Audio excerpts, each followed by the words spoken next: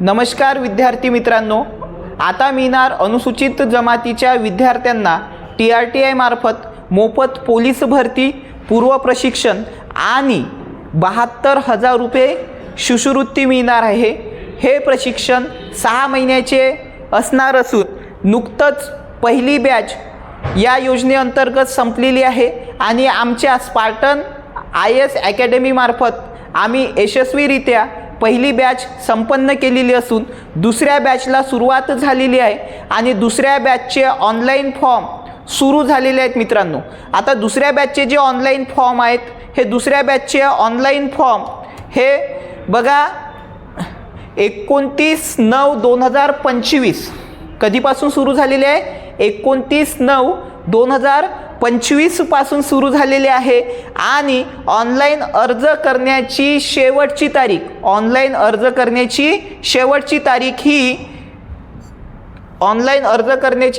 तारीख ही 13 ऑक्टोबर 2025 ही राहणार आहे। 13 ऑक्टोबर 2025 ही राहणार आहे आणि 14 ऑक्टोबर 2025 हा एका दिवशी ज्याही विद्यार्थ्यांच्या फॉर्ममध्ये काही चुका असेल, या चुका दुरुस्त करण्याची तारीख 14 ऑक्टोबर 2025 ठेवण्यात आलेली आहे। विद्यार्थी मित्रांनो, तेव्हा आजच्या या व्हिडिओमध्ये आपण हेच पाहणार आहोत की TRTI पोलीस भरती पूर्व प्रशिक्षण या योजनेचा ऑनलाईन फॉर्म कशा पद्धतीने भरायचा ते आज आपण आजच्या व्हिडिओमध्ये पाहणार आहोत। बघा विद्यार्थी मित्रांनो, कुठलाही ऑनलाईन फॉर्म भरायचं म्हटलं तर आपल्याला तो ऑनलाईन फॉर्म गुगलवरून भरायचा असतो। आता गुगलमध्ये गेल्याच्या नंतर बघा आपल्याला एक लिंक टाकायची आहे। त्या लिंकचं नाव आहे cpep.trti-maha.in। ही लिंक या ठिकाणी टाकल्याच्या नंतर, कुठे गुगलला टाकल्याच्या नंतर cpep.trti-maha.in हे गुगलला टाकल्याच्या नंतर बघा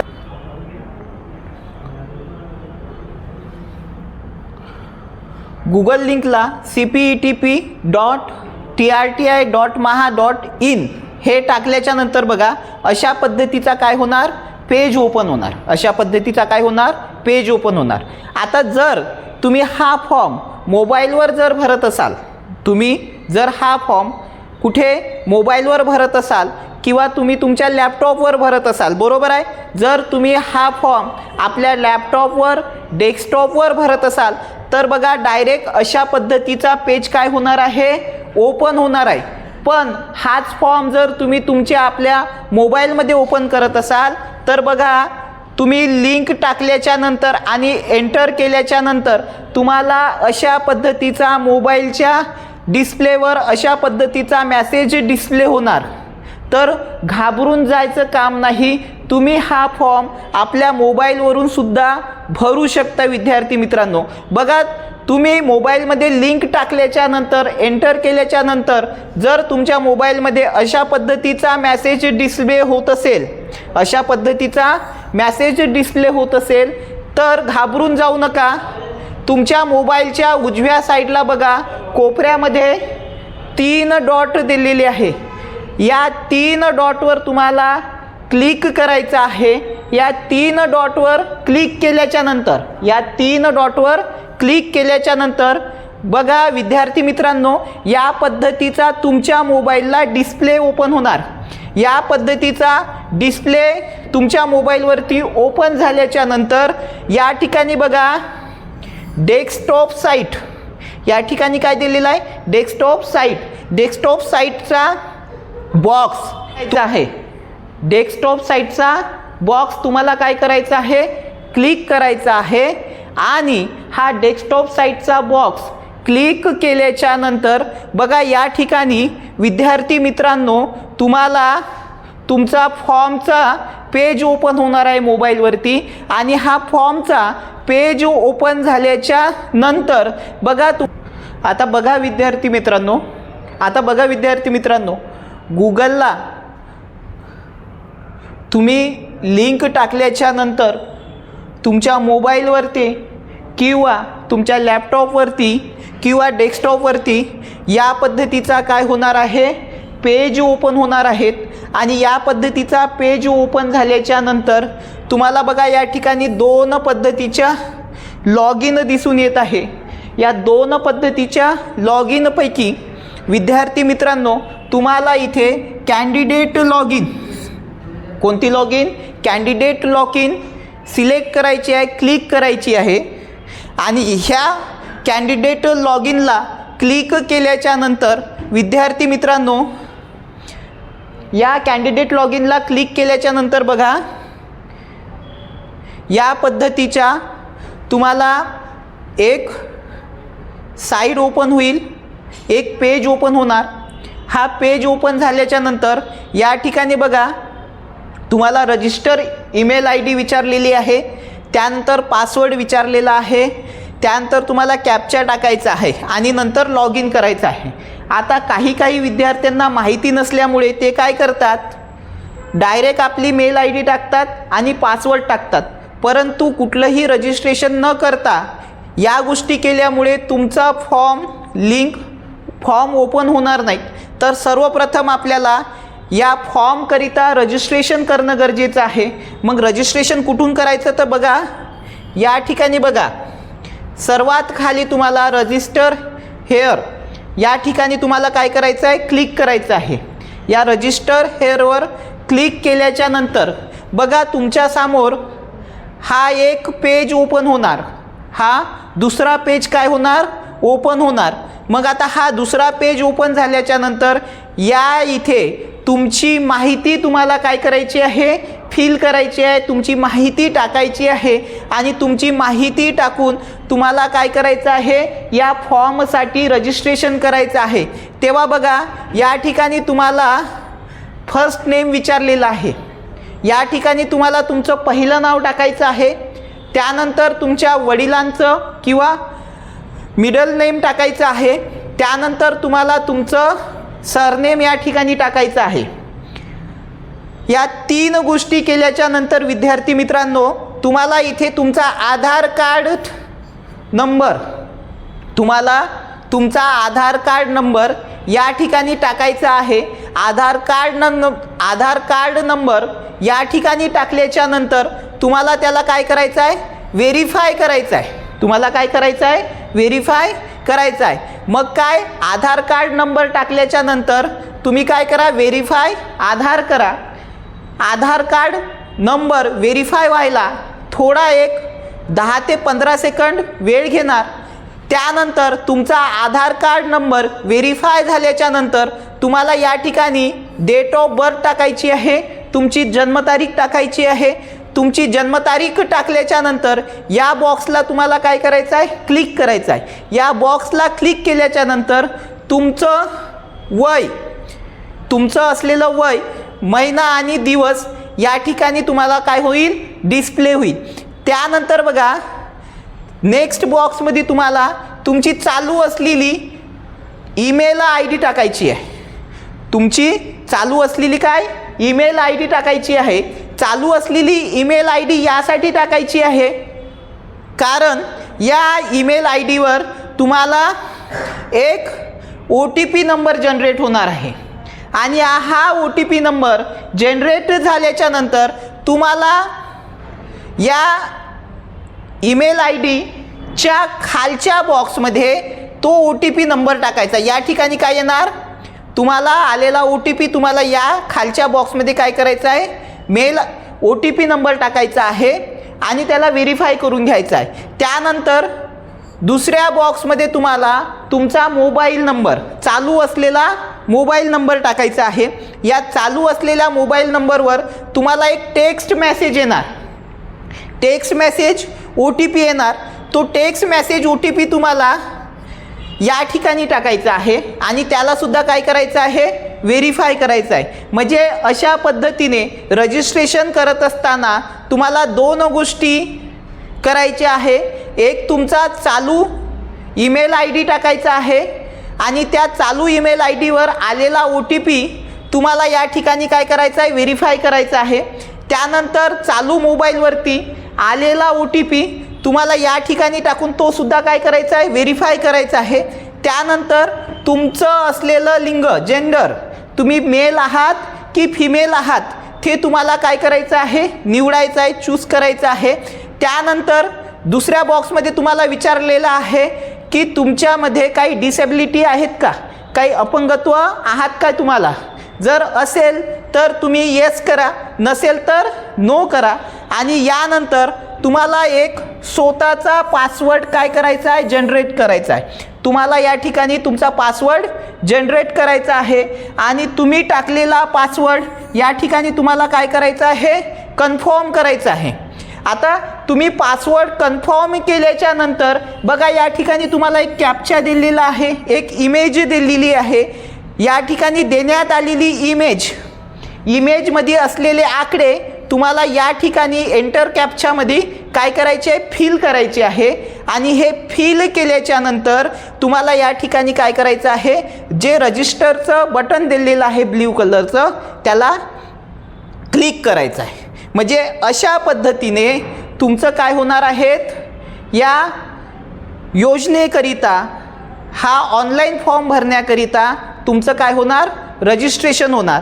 आता तुमचं रजिस्ट्रेशन झाल्याच्या नंतर तुम्हाला बघा, तुम्हाला अशा पद्धतीचा पुन्हा एक डिस्प्ले येणार आणि रजिस्ट्रेशन झाल्याच्या नंतर या ठिकाणी तुम्हाला काय करायचं आहे, तुम्ही टाकलेली मेल आय डी या ठिकाणी काय करायची आहे, तुम्हाला पुन्हा फिल करायची आहे. तुम्ही जनरेट केलेला पासवर्ड तुम्हाला काय करायचा आहे, या ठिकाणी टाकायचा आहे. तुम्हाला आलेला इमेज कॅप्चा मध्ये आलेले तुम्हाला आकडे तुम्हाला कुठे फिल करायचे आहे, या ठिकाणी करायचे आहे. आणि काय करायची आहे, लॉग इन करायचे आहे. काय करायचे आहे, लॉग इन करायची आहे. विद्यार्थी मित्रांनो, रजिस्ट्रेशन झाल्याच्या नंतर आपल्याला पुन्हा एकदा लॉग इन करायचं आहे. आणि लॉग इन केल्याच्या नंतर बघा या ठिकाणी आपल्याला अशा पद्धतीचा काय पेज ओपन होणार आहे आपल्यासमोर. मग अशा पद्धतीचा पेज ओपन झाल्याच्या नंतर बघा आपल्याला या ठिकाणी काय विचारलेलं आहे की select higher qualification, select higher qualification. मग आपलं सिलेक्ट हायर क्वालिफिकेशन काय आहे, तर बघा या ठिकाणी सिलेक्ट हायर क्वालिफिकेशनमध्ये बघा आपल्याला काय दिसून येतं. बघा या ठिकाणी SSC 10th 12th आहे, डिप्लोमा 3 इयर्स आहे. जर तुमचा ITI झाला असेल तर तुम्ही ITI सिलेक्ट करू शकता. ग्रॅज्युएशन झालं असेल तर ग्रॅज्युएशन सिलेक्ट करू शकता. पोस्ट ग्रॅज्युएशन सिलेक्ट करू शकता. PhD झाली असेल तर ते सुद्धा सिलेक्ट करू शकता. त्यानंतर बॅचलर ऑफ एज्युकेशन डिग्री झाली असेल ते तुम्ही सिलेक्ट करू शकता. किंवा 2 इयर DED डिप्लोमा झाला असेल ते सुद्धा तुम्ही या ठिकाणी काय करू शकता, सिलेक्ट करू शकता. म्हणजे याच्यातून तुम्हाला कोणतंही एक हायर एज्युकेशन काय करायचं आहे, सिलेक्ट करायचं आहे.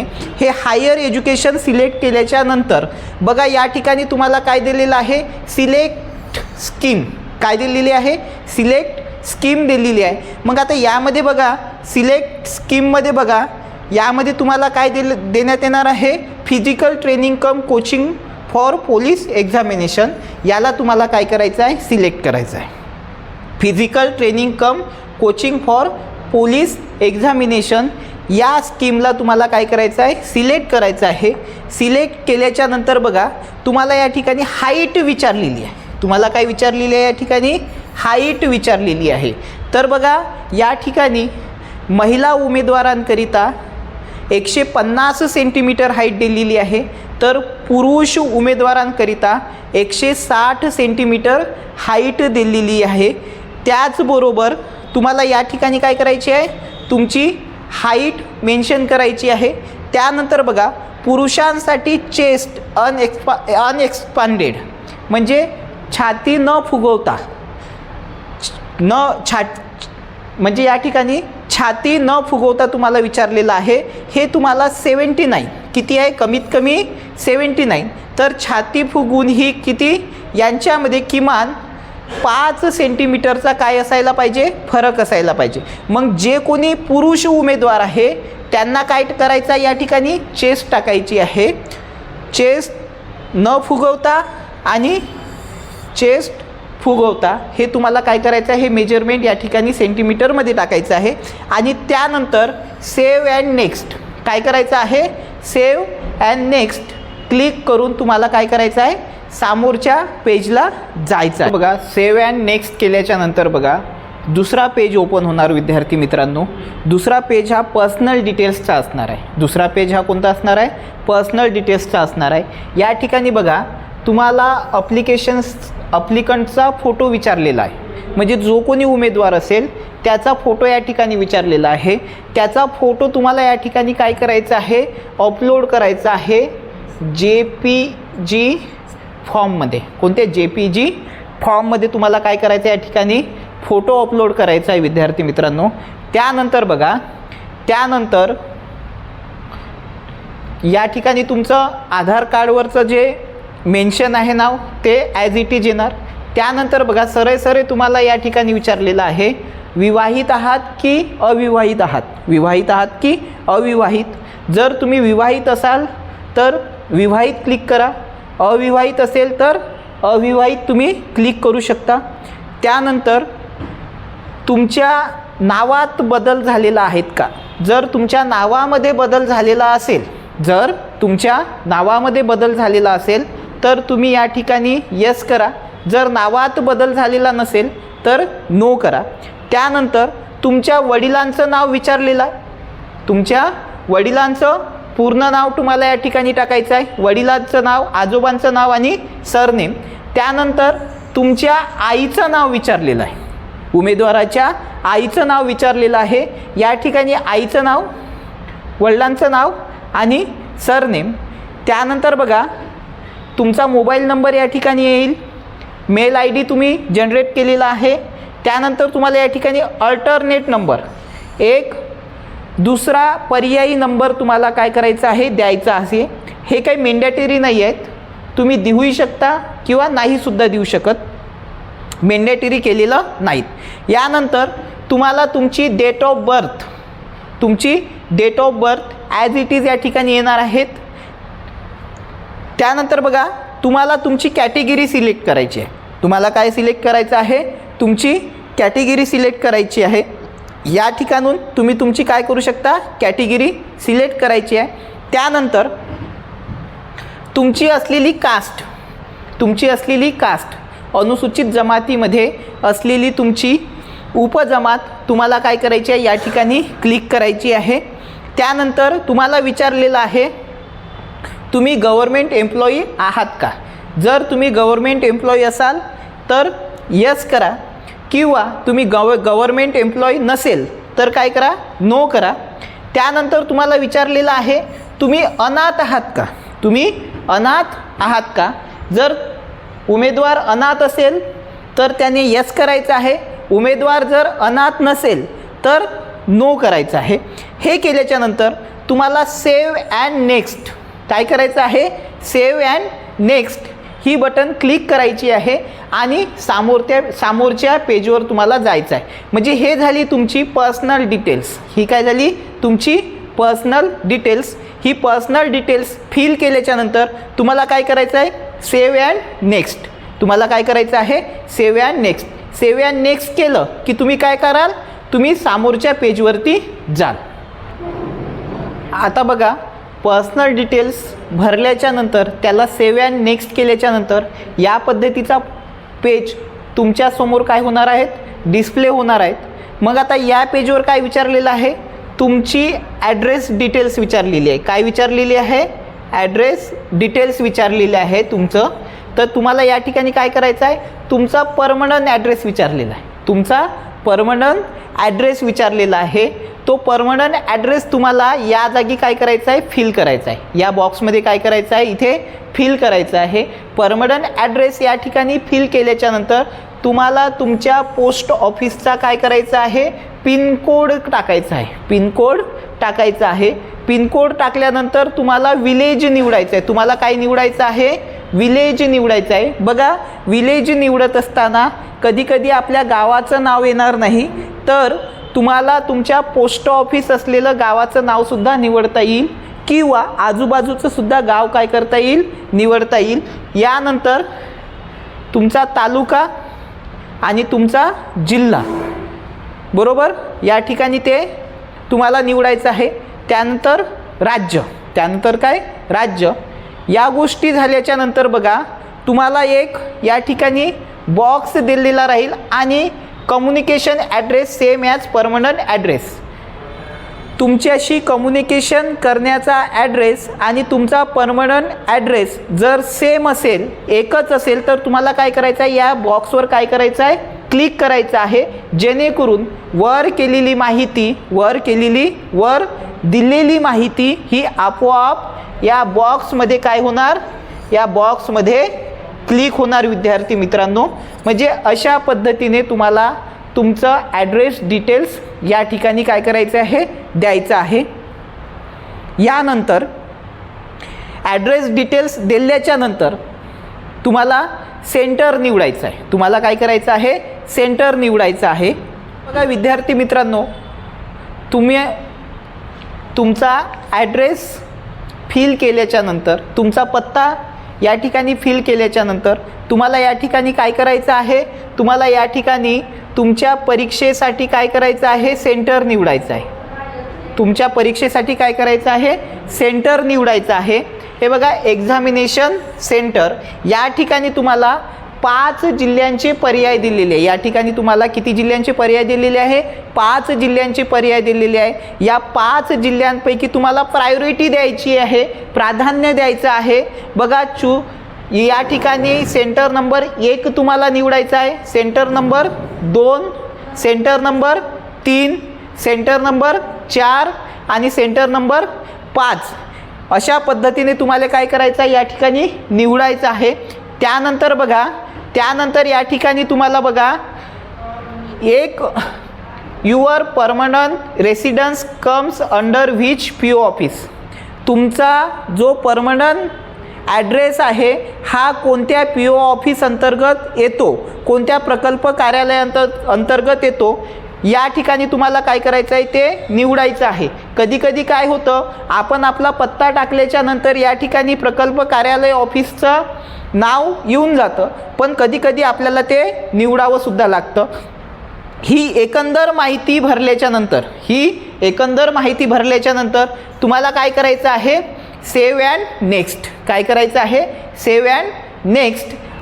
ॲड्रेस डिटेल्स आणि सेंटर निवडल्याच्या नंतर विद्यार्थी मित्रांनो, तुम्हाला या ठिकाणी बघा, क्वालिफिकेशन डिटेल्स विचारलेले आहे. काय विचारलेले आहे, क्वालिफिकेशन्स डिटेल्स विचारलेली आहे.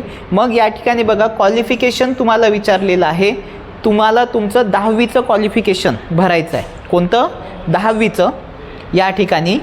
त्यानंतर इथे तुम्हाला बोर्ड निवडायचं आहे की तुमचं 10वी स्टेट बोर्डमधून झालेलं आहे की CBSE पॅटर्नमधून झालेलं आहे. त्यानंतर तुम्हाला पासिंग इयर टाकायचं आहे आणि ज्या शाळेमधून तुम्ही 10वी पास झालेले आहे त्या शाळेचं नाव या ठिकाणी तुम्हाला काय करायचं आहे, फिल करायचं आहे, भरायचं आहे. त्यानंतर मेथड ऑफ इव्हॉल्युशन म्हणजे तुमची पद्धत कोणती होती, पर्सेंटेज पद्धत आहे, पद्धतीनुसार तुम्ही पास झाले की CGPA पद्धतीने तुम्ही पास झाले, तर तुम्हाला ते काय करायचं आहे, या ठिकाणी निवडायचं आहे. जर तुम्ही पर्सेंटेज पद्धतीने पास झाले असेल, तुमच्या मार्क लिस्टवर पर्सेंटेज पद्धतीने गुणांकन केलं असेल, तर तुम्हाला पर्सेंटेज या ठिकाणी निवडायचं आहे. त्यानंतर एकूण मार्क तुम्हाला या ठिकाणी टाकायचं आहे आणि मिळालेले गुण तुम्हाला या ठिकाणी टाकायचे आहे. जेणेकरून एकूण गुण टाकल्याच्या नंतर मिळालेले गुण त्यातून तुम्हाला काय निघेल, पर्सेंटेज निघेल. हे झालं 10वीचं एज्युकेशन. त्यानंतर तुम्हाला 12वीचं एज्युकेशन निवडायचं आहे. त्यानंतर तुम्हाला कोणतं 12वीचं एज्युकेशन निवडायचं आहे. 12वीचं एज्युकेशन निवडल्याच्या नंतर तुम्हाला बोर्ड ऑफ एज्युकेशन पुन्हा निवडायचं आहे. स्टेट बोर्ड होतं की CBSE बोर्ड होतं ते तुम्हाला निवडायचं आहे. त्यानंतर पासिंग वर्ष निवडायचं आहे 12वीचं. त्यानंतर 12वीमध्ये असलेली शैक्षणिक शाखा आर्ट होतं, कॉमर्स होतं की सायन्स होतं, या 3 शाखेमधून तुम्हाला काय एक शाखा निवडायची आहे. त्यानंतर कोणत्या शाळेतून कोणत्या कॉलेजमधून तुम्ही 12वी पासआउट झालेले आहे त्या कॉलेजचं नाव लिहायचं आहे. त्यानंतर मेथड ऑफ इव्हॅल्युएशन म्हणजे तुम्हाला गुणांकन पर्सेंटेज पद्धतीने आहे की CGPA पद्धतीने आहे ते तुम्हाला निवडायचं आहे. पर्सेंटेज पद्धतीने असेल तर तुम्हाला पर्सेंटेज निवडावं लागेल. त्यानंतर एकूण गुण आणि मिळालेले गुण तुम्हाला टाकायचे आहे. त्यावरून तुमचे काय केले जाईल, पर्सेंटेज काढले जाईल. बरोबर आहे. यानंतर विद्यार्थी मित्रांनो बघा हे झालं 10वी आणि 12वी. हे काय झालं 10वी आणि 12वी. यानंतर सुद्धा तुम्ही एज्युकेशन घेतलं असेल, उदाहरणार्थ तुमची डिग्री कंप्लीट असेल, डिग्री कंप्लीट असेल तर ते सुद्धा तुम्ही या ठिकाणी काय करू शकता, फिल करू शकता, भरू शकता. आता हे एज्युकेशन डिटेल्स, क्वालिफिकेशन डिटेल्स भरल्याच्या नंतर तुम्हाला काय करायचं आहे, सेव्ह अँड नेक्स्ट. काय करायचं आहे, सेव्ह अँड नेक्स्ट करायचं आहे. काय क्वालिफिकेशन डिटेल्स भरल्याच्या नंतर विद्यार्थी मित्रांनो अदर डिटेल्स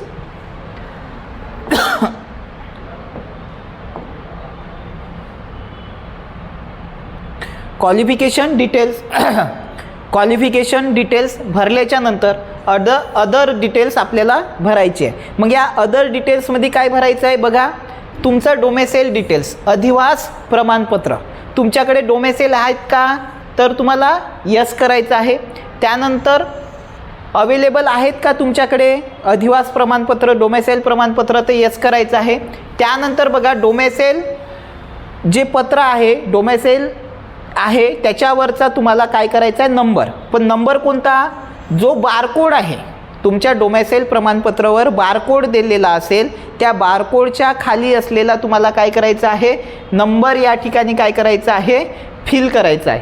आता काही लोकांचे डोमेसेल हे जुन्या पद्धतीचे असेल तर त्यांना तो MRC नंबर लिहायचा आहे, सिक्वेन्स नंबर, साधावाला सिक्वेन्स नंबर त्यांना लिहायचा आहे. त्यानंतर डोमेसेल इश्यूइंग डिस्ट्रिक्ट, डोमेसेल कोणत्या जिल्ह्यातून मिळालेला आहे तो जिल्हा तुम्हाला काय करायचा आहे, निवडायचा आहे. ठीक आहे विद्यार्थी मित्रांनो, हे झालं डोमेसेल अधिवास प्रमाणपत्राबद्दल माहिती. यानंतर बघा तुम्हाला कास्ट सर्टिफिकेटबद्दल माहिती द्यायची आहे. तुमच्याकडे कास्ट सर्टिफिकेट अवेलेबल आहेत का, असेल तर हो करा. तुमच्याकडे असलेल्या कास्ट सर्टिफिकेटवर असलेला बारकोड नंबर, बारकोड नंबर तुम्हाला या ठिकाणी टाकायचा आहे. जर बारकोड नंबर नसेल तर तुम्हाला साधा सिरियल नंबर दिलेला असेल तुमच्या कास्ट सर्टिफिकेटवर, तो तुम्हाला या ठिकाणी टाकायचा आहे. त्यानंतर कोणत्या जिल्ह्यातून तुम्हाला कास्ट सर्टिफिकेट मिळालेलं आहे त्या जिल्ह्याचं नाव तुम्हाला निवडायचं आहे. त्यानंतर कोणत्या तालुक्यातून तुम्हाला मिळालेलं आहे, कोणत्या तालुक्यातून तुम्हाला कास्ट सर्टिफिकेट मिळालेलं आहे ते तुम्हाला या ठिकाणी निवडायचं आहे. आणि कोणामार्फत कास्ट सर्टिफिकेट तुम्हाला मिळालेलं आहे ते सुद्धा काय करायचं आहे, तुम्हाला निवडायचं आहे. आता कास्ट सर्टिफिकेटबद्दल माहिती भरल्याच्या नंतर विद्यार्थी मित्रांनो आपल्याला कास्ट व्हॅलिडिटी विचारलेला आहे, जे की सर्वात महत्त्वाचं आहे अनुसूचित जमातीच्या विद्यार्थ्यांना. जर तुमच्याकडे कास्ट व्हॅलिडिटी असेल तरच तुम्ही या योजनेचा लाभ घेऊ शकता. मग तुमच्याकडे कास्ट व्हॅलिडिटी अवेलेबल आहेत का, तर हो आहेत. कास्ट व्हॅलिडिटी नंबर तुम्हाला या ठिकाणी टाकायचा आहे. कास्ट व्हॅलिडिटी नंबर तुम्हाला काय करायचा आहे, या ठिकाणी टाकायचा आहे. कोणता, बारकोड नंबर. ज्यांच्या कास्ट व्हॅलिडिटीवरती बारकोड नंबर नसेल त्यांनी साधा सिरियल नंबर टाकला तरी चालेल. आणि कोणामार्फत, कोणत्या स्क्रुटिनी समितीमार्फत कास्ट व्हॅलिडिटी देण्यात आली ते तुम्हाला काय करायचं आहे, निवडायचं आहे. म्हणजे अशा पद्धतीने तुम्हाला अधिवास प्रमाणपत्र, कास्ट प्रमाणपत्र आणि कास्ट व्हॅलिडिटी प्रमाणपत्राबद्दल काय भरायची आहे, माहिती भरायची आहे. यानंतर तर विद्यार्थी मित्रांनो, तुम्हाला काय भरायचं आहे, उत्पन्नाचा तपशील तुम्हाला काय करायचा आहे, उत्पन्नाचा तपशील भरायचा आहे. काय भरायचा आहे, उत्पन्नाचा तपशील तुम्हाला भरायचा आहे. तुमच्या कुटुंबाचं उत्पन्न हे या ठिकाणी तुम्हाला काय करायचं आहे, फिल करायचं आहे. त्यानंतर इन्कम सर्टिफिकेट नंबर कोणता, बारकोड नंबर तुम्हाला या ठिकाणी द्यायचा आहे. त्यानंतर इन्कम सर्टिफिकेट कोणामार्फत मिळालेला आहे, तहसीलदार आहे, नायब तहसीलदार आहे, ते तुम्हाला निवडायचं आहे. त्यानंतर कोणत्या जिल्ह्यातून मिळालेला आहे, इन्कम सर्टिफिकेट कोणत्या जिल्ह्यातून मिळालेला आहे ते निवडायचं आहे. आणि कोणत्या तालुक्यातून इन्कम सर्टिफिकेट तुम्हाला देण्यात आलेलं आहे ते सुद्धा तुम्हाला काय करायचं आहे, निवडायचं आहे. आणि एकंदर ही संपूर्ण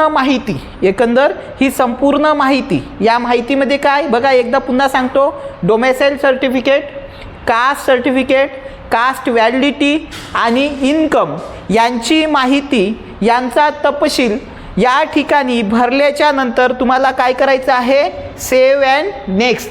काय करायचं आहे, सेव्ह अँड नेक्स्ट करायचं आहे. अदर डिटेल्स फिल केल्याच्या नंतर विद्यार्थी मित्रांनो, या ठिकाणी बघा, तुम्हाला एक नवीन पेज ओपन झालेला आहे, अपलोड डॉक्युमेंट्स. एक नवीन पेज काय झालेलं आहे, ओपन झालेलं आहे. कोणतं, अपलोड डॉक्युमेंट्स. तुम्हाला या ठिकाणी काय करायचे आहे, तुमचे डॉक्युमेंट्स काय करायचे आहे, अपलोड करायचे आहे. मग आता आपण पाहूया की आपल्याला कोणती डॉक्युमेंट्स अपलोड करायची आहे. या ठिकाणी बघू शकता विद्यार्थी मित्रांनो, बघा कोणते डॉक्युमेंट्स तुम्हाला अपलोड करायचे आहे. तर बघा, या ठिकाणी तुम्हाला तुमची सिग्नेचर, या ठिकाणी तुम्हाला काय करायची आहे, तुमची सिग्नेचर अपलोड करायची आहे. मग आता ही सिग्नेचर अपलोड करत असताना कोणत्या फॉर्ममध्ये पाहिजे बघा, JPG फॉर्मॅटमध्ये ती पाहिजे.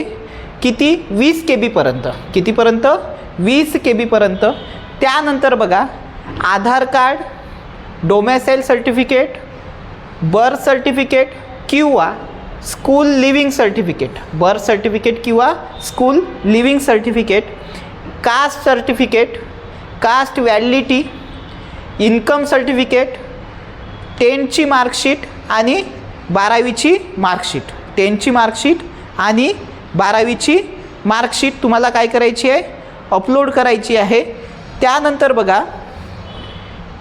बघा, जर आपल्याकडे ग्रॅज्युएशनची मार्कशीट असेल तर तुम्ही ग्रॅज्युएशनची मार्कशीट अपलोड करू शकता.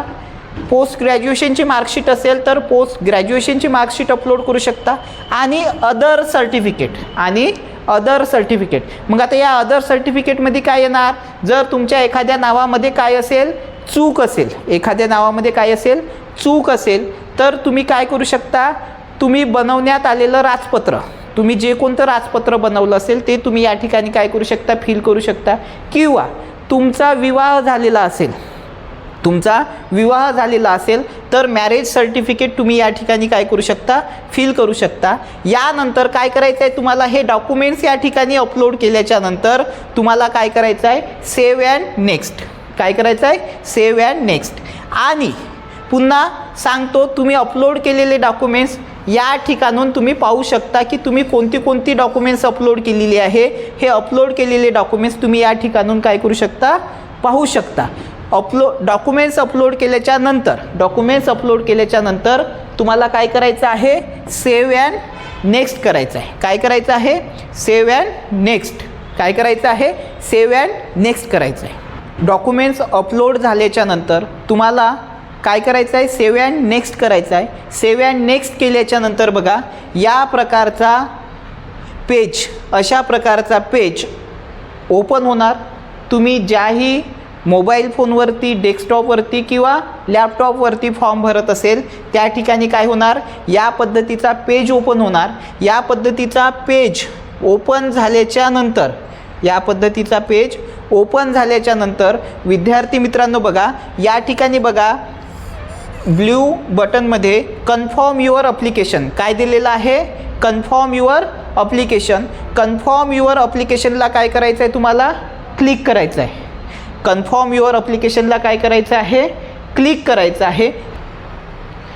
बघा विद्यार्थी मित्रांनो, confirm your application, confirm your अप्लिकेशनला क्लिक केल्यानंतर बघा या ठिकाणी या पद्धतीचा अशा पद्धतीचा पेज ओपन होणार आहे.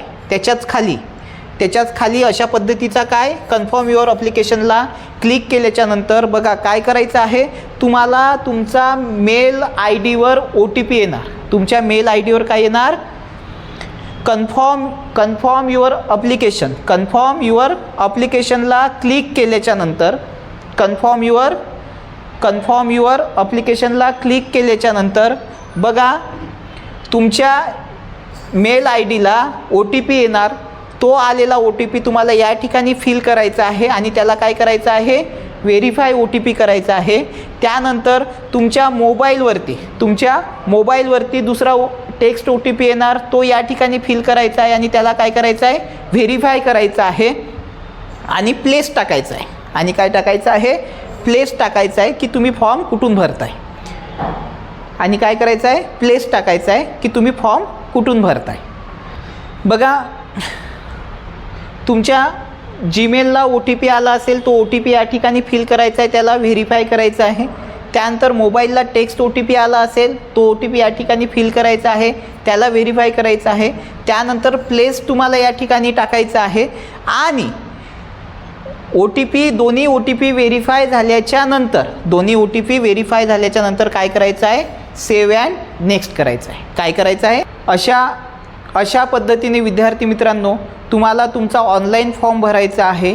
TRTI अंतर्गत अनुसूचित जमातीच्या विद्यार्थ्यांना जे मोफत पोलीस भरती पूर्व प्रशिक्षण देण्यात येत आहे, या मोफत पोलीस भरती पूर्व प्रशिक्षण योजनेअंतर्गत अधिकाधिक नवीन माहिती मिळवण्यासाठी तुम्ही आमच्या चॅनलला सबस्क्राईब करा, लाईक करा आणि शेअर करा. थँक्यू.